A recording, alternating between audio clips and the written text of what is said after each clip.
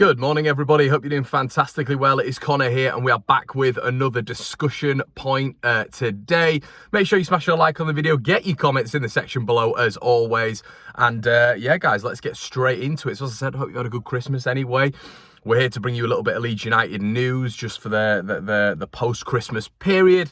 And right on cue, Phil Hay has done one of his first articles really on the transfer window. He's done a few bits previously, but they've not really been concrete, and I wanted to go through this because I'm pretty vexed by it. It's an article on The Athletic, and basically it's almost just like a little bit of a summary of what's going on with Leeds at the minute going into the window, how we're preparing for it, where the targets are, you know, who we actually think we're going to go in for, who's going to be leaving the club, and just I wanted to go into a few bits. So the juncture is no different. In perfect circumstances, Leeds would most likely avoid significant expenditure next month, but their 2022-23 Premier League season has been a long way from perfect, and that's precisely it. So we're almost in that same zone again, aren't we, with Leeds, where we hear this rhetoric every single window.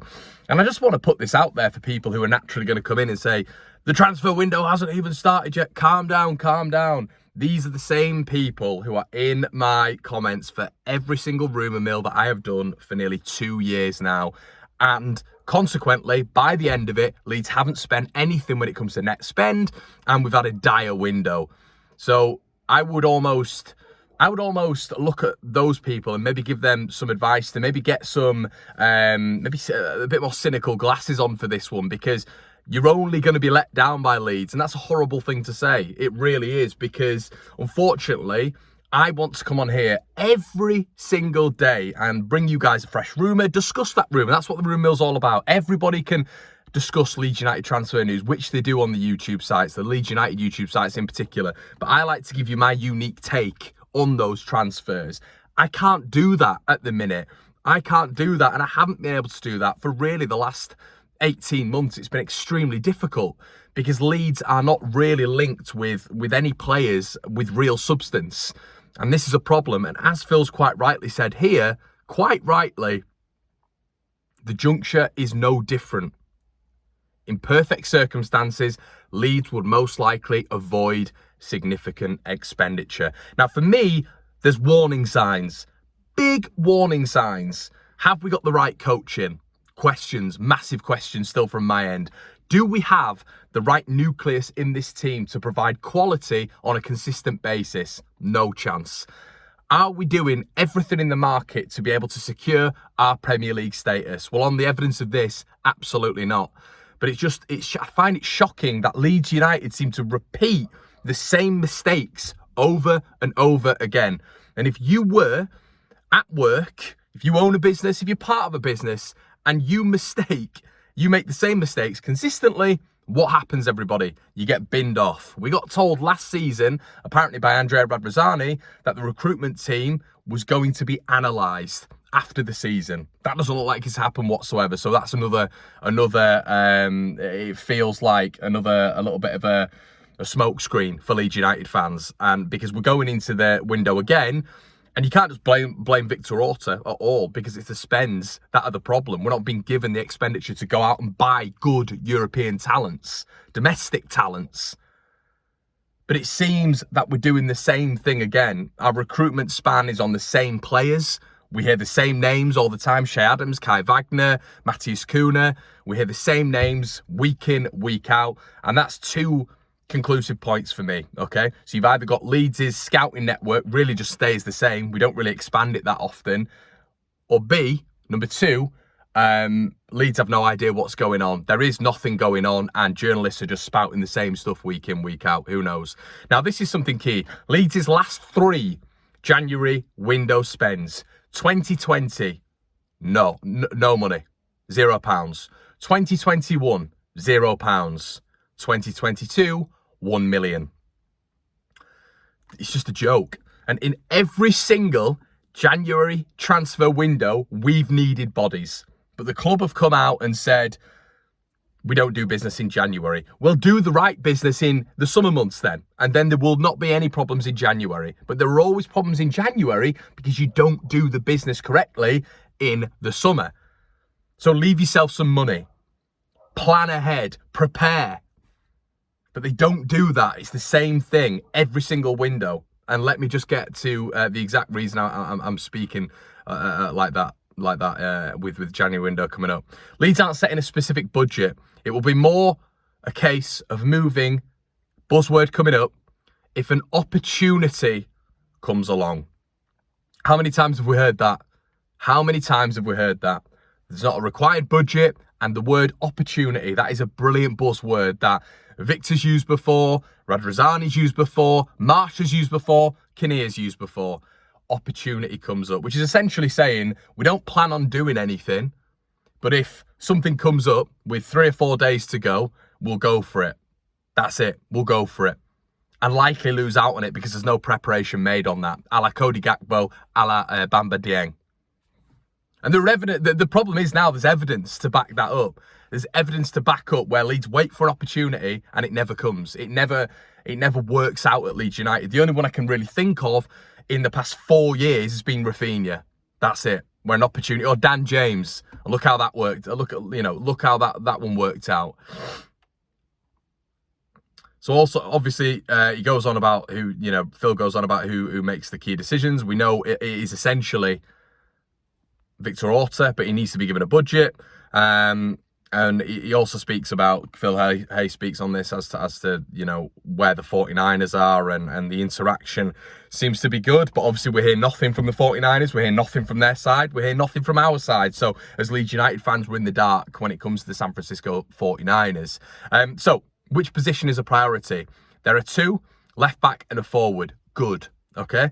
Whether that's a true number 9 or an attacking player who switches position. Marsh's system with a centre forward and a front 3, blah, blah, blah, blah, which is more applicable. Leeds have looked at Charles de Ketelaere and Cody Gakpo. We're operating in this role. And then who the plausible targets. So this is just the confusing thing for me. So there's no strikers. No striker names that we've got at the minute. But despite being 25, Philadelphia Union's Kai Wagner is one option they're looking at. What I don't understand about this is we're allegedly looking for him in the summer. So what was the plan with that? Was it just that we're going to give Junior Firpo a run and see what that was about? Because that was always a risk and that was never going to work, was it, Junior Firpo? We all know he's a poor footballer. There were some fans who thought because he played well against Blackpool, he was going to be in the Premier League team of the season by the end of it. That's not how football works when you have the ability of Junior Firpo. So the club risked on Junior Firpo working. Firpo naturally injured all the time, and presumably when he comes back in there's going to be more mistakes, but on the balance of last season he shouldn't have been anywhere near this Leeds United setup whatsoever. And this is off the back of what we're saying with Diego Llorente. When you are poor at Leeds United, you still get position, you still get time, you still get contracts, you still get the assurance that you are going to be a Premier League player next season if Leeds United are a Premier League team next season. It's not based on, no, you've not been good enough, you're out. It's not what it is at Leeds. It's not what it is. And you can either look at that and think it's because they want to save money, which I think it is, or it's just a real family environment. Both scenarios are quite intertwined, to be fair. But I think it is all about saving money. And you just can't do that in the Premier League. You cannot do that. You look at our relegation rival right now, Wolverhampton Wanderers. Whether or not you think it's a good signing or not, they've gone out and spent 50 million quid on Matthias Cunha, a loan to an obligation. They're still going to go out and sign 4 or 5 more players, according to Lopetegui and at Wolves. That's a direct rival of Leeds United. Are Forest going to stand still? Probably not. I don't think so. Are Bournemouth going to stand still? Apparently they're already making moves. So this is where the problem has always been with Leeds, and they do not rectify it. And that is why you get loads of fans, and some fans don't like it, but calling Rads a chancer, calling the people at Leeds United, risk takers, because they've not learned from what happened last season. We are, a point better off than where we were last season? And look at where we ended up last season. And actually, at this point last season, we'd had a little bit of an up and down. What's happened this season is it's gone boom, all the way down. That's what it's been, the form guide. So the alarm bells aren't ringing still.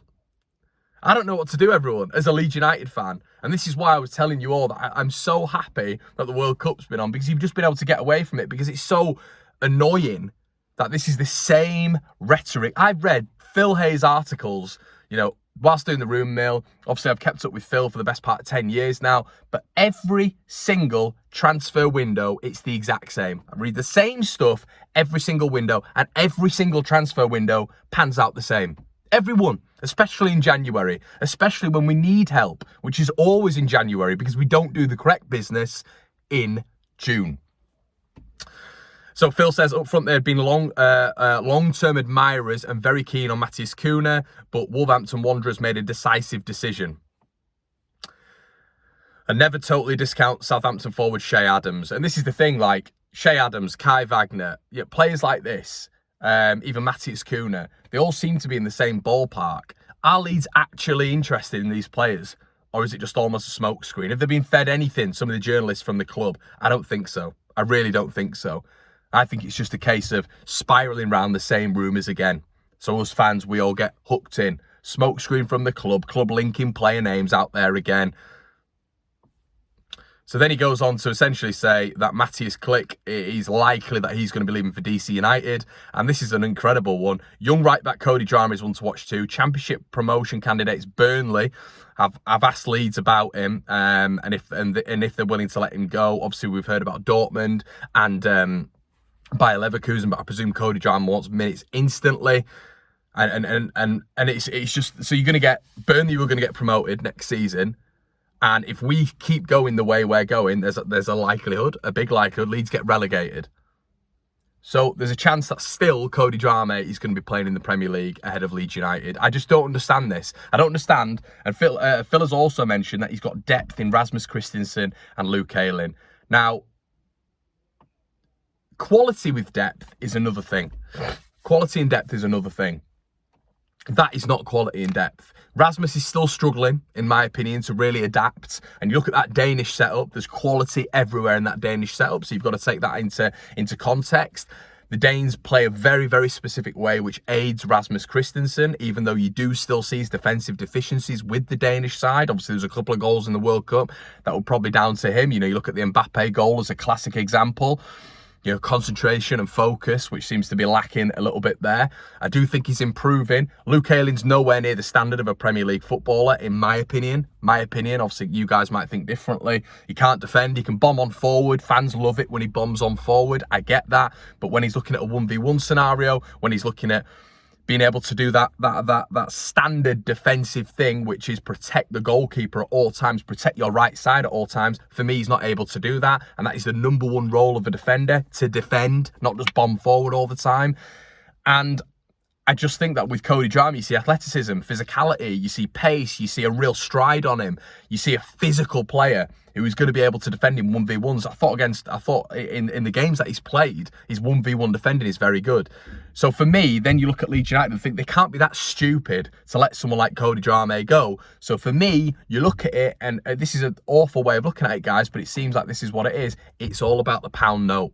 It's about the pound note. They're looking at Cody Drama and they're thinking, right, fans love Luke Ayling, so Luke can stay along. Rasmus is a project who we've invested money in. So we've got two defensive players there. And Cody, we're going to be able to sell him and we're going to be able to get some decent money in. Why don't we keep him around and develop him and see if he actually can progress us on that right-hand side? He could even take the actual starting spot. Because you can't tell me at the minute that Rasmus should be keeping him out. Right? So why don't we keep hold of Cody Drama, see how he progresses over the next 12 to 18 months with actual game time, and then if it doesn't work out, sell him on. If it does work out, you've got a player then who you can either keep or sell for big money. Because right now they're going to get a cheaper value for him, obviously. But when you've got Bayer Leverkusen, Dortmund talking about him, and you've got two teams who are likely going to be promoted into the Premier League already asking about him in January, they're probably looking at Leeds and thinking, flipping, why are they letting him go? As Cardiff did, everybody. Do you remember Cardiff? Cardiff could not believe that Leeds weren't playing him week in, week out. They could not believe it. So I'm really hoping that things are going to change. But Phil's article here, which is normally a really good summary of what's going on at Leeds United, it sounds like they're just sat there, resting on the laurels. No doubt, I'm sure Victor Orta's flying here, there and everywhere. But as a club in general, it doesn't look like things are moving. It doesn't look like things are in place. And it looks like the probability of what we are going to see this summer by that article, and I know things can change, but he's maybe a left-back who's going to come in, who's not played in the European top 5 leagues. You know, I've mentioned Kai Wagner. He's clearly one of the best left-backs in the MLS, but he's not played in the top 5 leagues in Europe. And he's coming in January if we do get someone like him in. So Kai Wagner comes in, and Matthias Klick, and it looks likely Cody Drama are to leave. So that, for me, after reading that article, is the best case scenario. Because Shea Adams, that name just gets circulated consistently. It's boring. It's never going to happen. Shea Adams is getting circulated all the time. We hear the same names. Matthias Kuhn has been dropped, but he's going to Wolverhampton Wanderers. And aside from that, it's pretty lacklustre. So my point is, everyone, if Leeds are to go out and buy literally 2 or 3 players, and you're going to get the same rhetoric, but it's not as easy as that, Connor. Well, it should be as easy as that, because our net spend for 3 years in January has been a collective and a cumulative £1 million. It's not good enough for a Premier League club. Please understand how that is shocking for a Premier League club. We're in the green. The accounts were in the green last season. They were in the green the year before. What is stopping us? You know, what is stopping Leeds United? It's evidently investment. But why have we not sorted that out before the window? Why are we not preparing? I'm hoping I'm wrong, everybody. I really am. And I hope you have a great Boxing Day. But please let me know exactly what you think on that article. Are there buzzwords that you hear every single window? Do you think Leeds are going to go out and actually get some signings done? Or do you think it's going to be the same old case of Leeds resting on the laurels and us going into another relegation scrap at the end of the season? Guys, have a good day. Let's hope the ball starts moving at some point. I really hope it does. Guys, have a great day with your family and friends, and I'll see you in a bit.